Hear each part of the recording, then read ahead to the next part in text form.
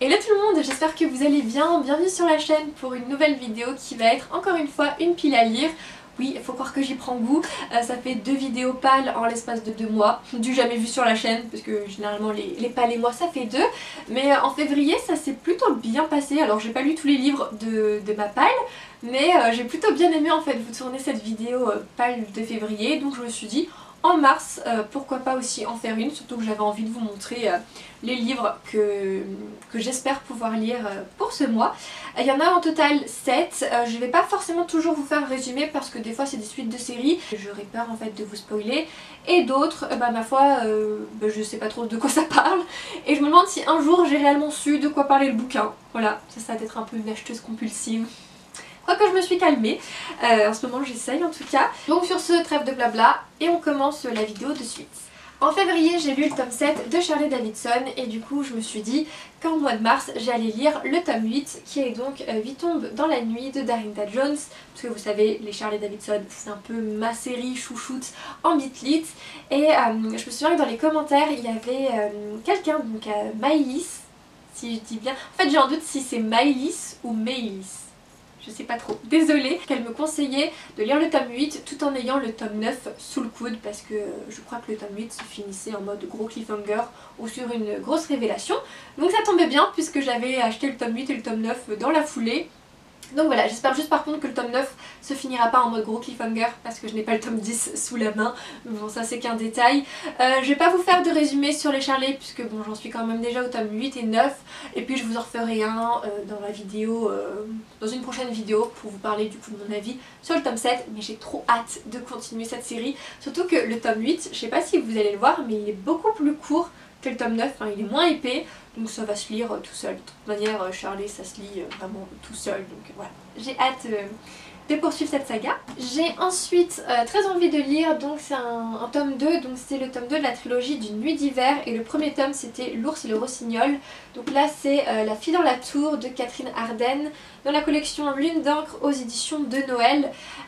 J'avais lu le premier tome, donc L'ours et le rossignol, il y a un an de ça, que j'avais plutôt bien aimé.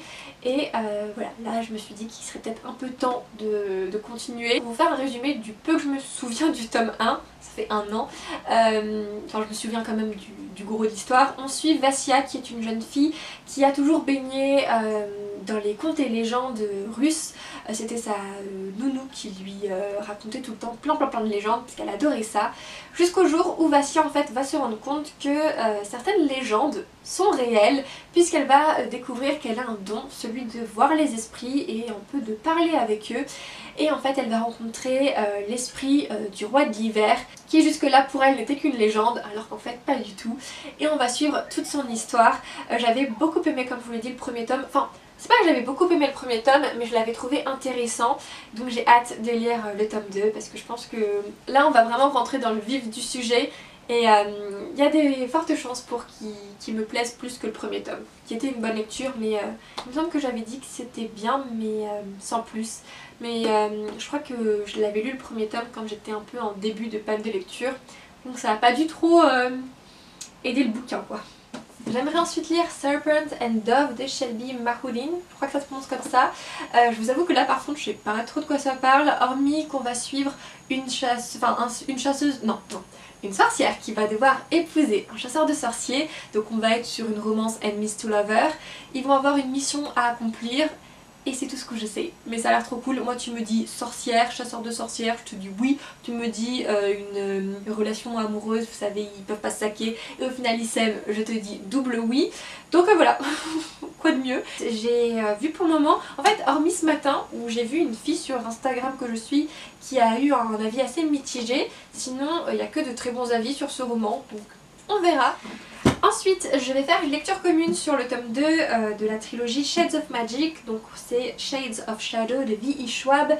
J'ai fait une lecture commune sur le premier tome avec Kevin qui est un abonné, on a tous les deux beaucoup aimé le premier tome, donc du coup là au mois de mars on se fait le tome 2, j'ai trop hâte parce que comme je vous l'ai dit j'ai vraiment beaucoup aimé Shades of Magic et j'ai hâte de voir voilà, ce que l'auteur va réserver aux personnages, comment l'histoire va évoluer. Il fait quand même 600 pages, plus de 600 pages, il fait 630 pages, donc Kevin, j'espère que t'es motivé et ouais, j'espère qu'on sera pas déçus par la suite. Et pour finir, donc 2 livres que je vous avais déjà présentés dans ma vidéo. Oula, je sais pas si ça s'entend, il y a du vent. De toute façon, il a fait que pleuvoir toute la journée aujourd'hui et hier aussi. J'espère que ça ira quand même. Donc je vous disais que les 2 derniers livres de cette vidéo, c'est des bouquins que je vous avais déjà montrés pour ma pile à lire du mois de février. Donc on retrouve l'intégrale de Lux de Jennifer Armentrout.